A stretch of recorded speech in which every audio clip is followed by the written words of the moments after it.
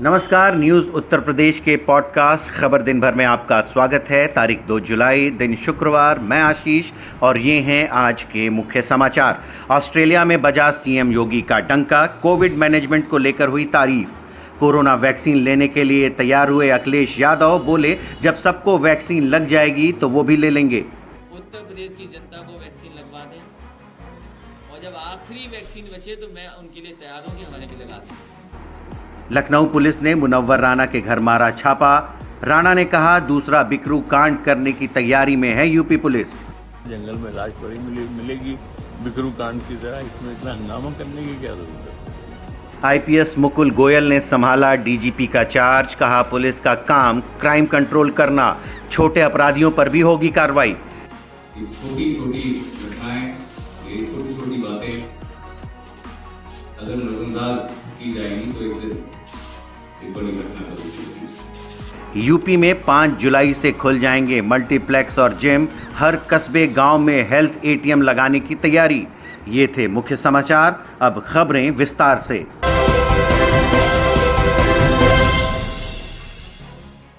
Corona महामारी से लड़ने के लिए सीएम योगी आदित्यनाथ ने जो प्रयास किए हैं, उसकी चर्चा दुनिया भर में हो रही है। WHO के बाद अब ऑस्ट्रेलिया ने सीएम योगी की तारीफों के पुल बांधे हैं। ऑस्ट्रेलिया के संसद सदस्य क्रेग केली ने यूपी के कोरोना प्रबंधन की तारीफ की है। इस खबर पर ज्यादा जानकारी शीतल दे रही हैं। क्रेग केली ने ट्वीट कर कहा कि भारतीय राज्य उत्तर प्रदेश की जनसंख्या 230 मिलियन है। इसके बावजूद कोरोना के नए डेल्टा वेरिएंट पर लगाम लगाई है। यूपी में आज कोरोना के 182 केस हैं, जबकि यूके की जनसंख्या 67 मिलियन है। आज के केस 20,489 हैं। उन्होंने आइवरमेक्टिन के इस्तेमाल के साथ प्रदेश में कोरोना के डेल्टा वेरिएंट को नियंत्रित करने के लिए सरकार की नीतियों को सराहा है। सांसद क्रेग केली ने कहा कि 24 करोड़ की आबादी वाले प्रदेश ने आइवरमेक्टिन टैबलेट का इस्तेमाल कर दूसरी लहर पर अंकुश लगाया है। कोरोना वायरस से संक्रमित मरीजों के इलाज के लिए यूपी सरकार ने स्वास्थ्य विभाग की सलाह पर पूरे प्रदेश में आइवरमेक्टिन का इस्तेमाल किया गया था।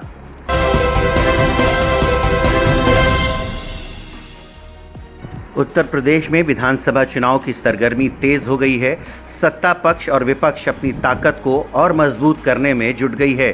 समाजवादी पार्टी के प्रमुख और उत्तर प्रदेश के पूर्व मुख्यमंत्री अखिलेश यादव ने 2022 के विधानसभा चुनाव पर कहा कि समाजवादी पार्टी छोटे राजनीतिक दलों के साथ गठबंधन करेगी।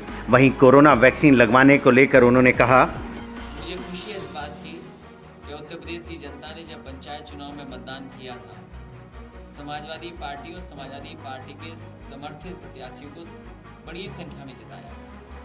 और जो चुनाव हो रहे बोर्ड के गठन के लिए इतना पैसा, प्रशासन का दबाव और जिस तरीके से भारतीय जनता पार्टी ने जिलाधिकारियों को और पुलिस कप्तान को खुली छूट दे दी है कि उन्हीं के पक्ष में परिणाम निकले, ऐसा उत्तर प्रदेश में कभी नहीं देखा गया। और हमें उम्मीद है कि नए डीजीपी उत्तर प्रदेश में आ रहे हैं, कम से कम न्याय यहाँ की जनता को।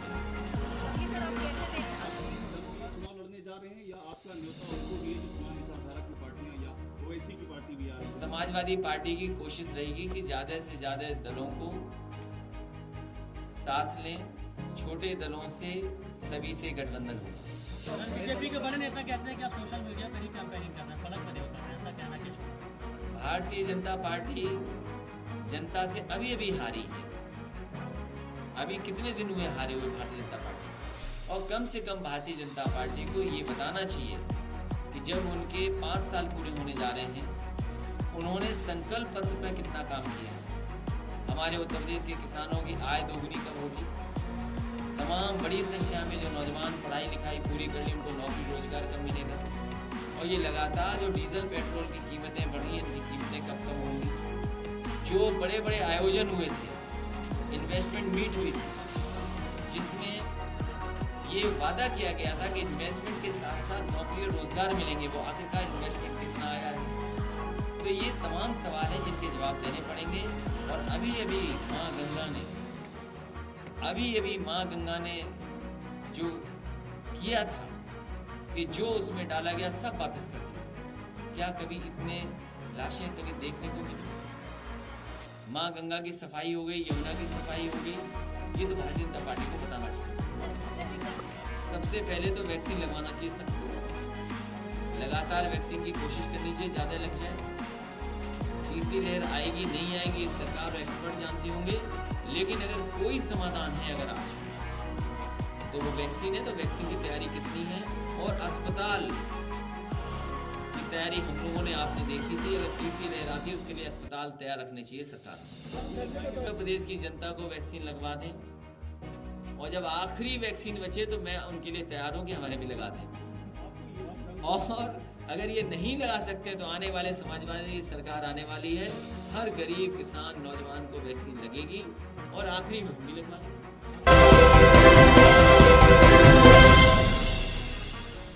लखनऊ पुलिस ने गुरुवार देर रात मशहूर शायर मुनव्वर राना के घर छापा मारा। पुलिस मामले की जांच करने और मुनव्वर के बेटे तबरेज को गिरफ्तार करने के लिए घर पहुंची थी। लखनऊ और रायबरेली पुलिस की इस संयुक्त कार्रवाई के दौरान फ्लैट का कोना कोना छान मारा गया, लेकिन तबरेज का कोई सुराग नहीं मिला, जिसके बाद मुनव्वर राणा और उनकी बेटी ने पुलिस पर कई गंभीर आरोप लगाए हैं।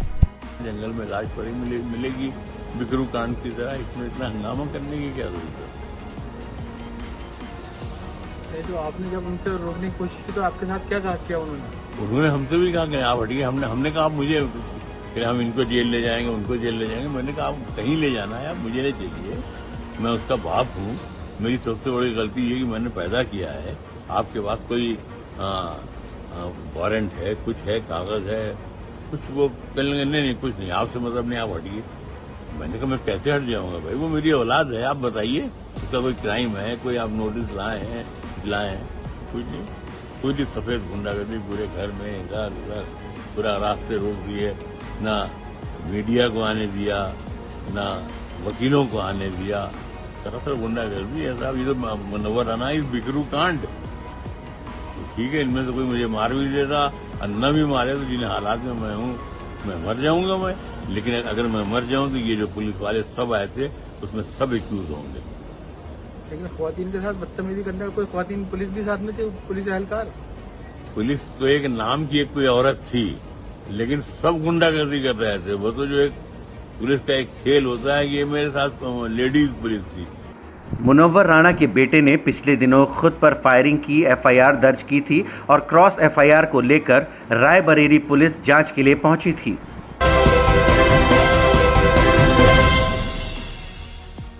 उन्नीस बैच के आईपीएस मुकुल गोयल ने शुक्रवार को उत्तर प्रदेश के डीजीपी का चार्ज संभाल लिया है।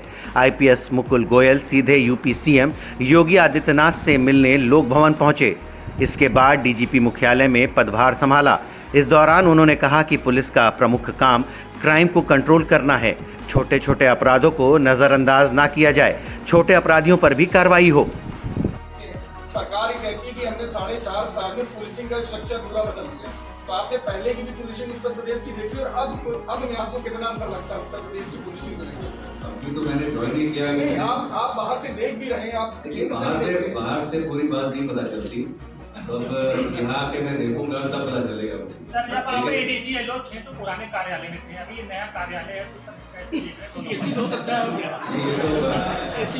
जब मैं उस समय जब पद पर था तो जमीन का शिलान्यास तब हुआ था हम लोग के समय में, और मुझे उसके बाद मैं पहली बार यहाँ पे आ रहा हूँ तो मुझे देख के बहुत खुशी हो रही है कि प्रदेश में इतना अच्छा मुख्यालय इतनी जल्दी बना, और मेरे ख्याल से पूरे देश का बेस्ट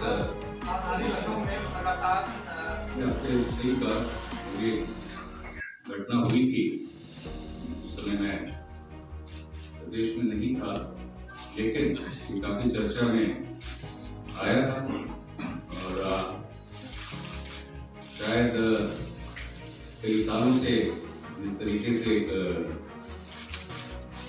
अपराधी और पुलिस के कुछ कर्मियों के बीच में गठजोड़ सा बना हुआ था, वो अगर ठीक से देखा जाता तो शायद इतनी विकराल ये घटना नहीं हो पाती।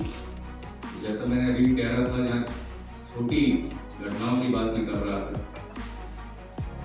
छोटी छोटी घटनाएं, छोटी छोटी बातें अगर नजरअंदाज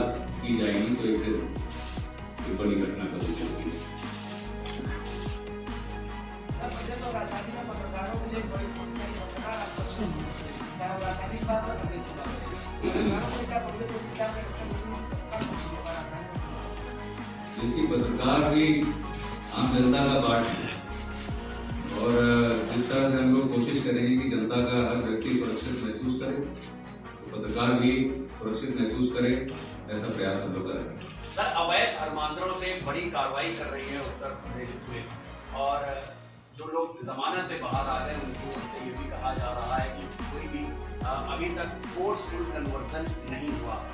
आप अपने डीजीपी के तौर पे आ गए हैं, आप क्या करने वाले हैं, इन्वेस्टिगेशन कैसे जाएगी? अभी इसको मैं स्टडी करूंगा और अन्य अधिकारियों से भी बात करके इसके बारे में थोड़ा जानकारी प्राप्त करूंगा, और यहाँ पर भी जो भी दोषी है मैं तो इतना काम करूंगा कि वो बख्शा नहीं जाएगा और निर्दोष को प्रताड़ित नहीं किया। सर, 2022 में विधानसभा चुनाव है। 2017 में जब सरकार आई थी, लॉ एंड ऑर्डर के मुद्दे पर आई थी, एक अघोषित एनकाउंटर पॉलिसी प्रदेश में चल रही थी। आपको लगता है 2022 के चुनाव में क्या जो लीगेसी चलती आ रही क्राइम कंट्रोल और कानून व्यवस्था की वो आप मेंटेन कर पाएंगे? देखिए, जो भी व्यवस्था है इसको स्टडी करेंगे। हर अधिकारी अपने तरीके से काम करता है, उसकी अपनी एक सोच होती है, और लेकिन उस सोच को अपनी टीम के साथ शेयर करके प्रदेश के हित में जो भी होगा कानून के अंदर रहते हुए। आईपीएस अफसर मुकुल गोयल मूल रूप से मुजफ्फरनगर के शामली के रहने वाले हैं। आईपीएस मुकुल गोयल के पिता महेंद्र गोयल का 6 साल पहले ही निधन हो चुका है। आईपीएस मुकुल ने हाई स्कूल तक की पढ़ाई झारखंड के धनबाद में रहकर ही की। मुकुल गोयल के परिवार में पत्नी सोनू गोयल हैं व उनकी 2 बेटियां हैं।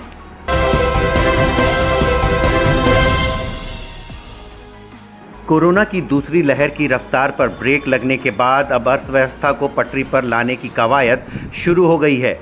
उत्तर प्रदेश में 5 जुलाई से मल्टीप्लेक्स, सिनेमा हॉल, जिम और स्पोर्ट्स स्टेडियम खोलने की अनुमति दे दी गई है, लेकिन इस दौरान कोविड प्रोटोकॉल का पूरा पालन करना होगा।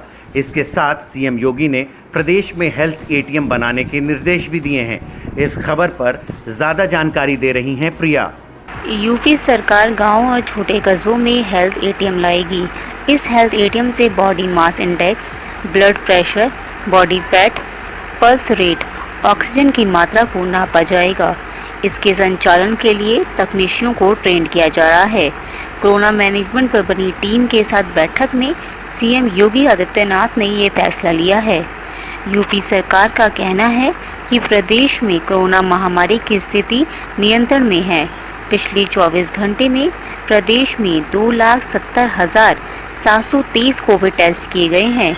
कोरोना के 133 नए मामले सामने आए हैं, जबकि 228 मरीज ठीक हो गए हैं। प्रदेश में अब तक 5 करोड़ से ज़्यादा टेस्ट किए जा चुके हैं।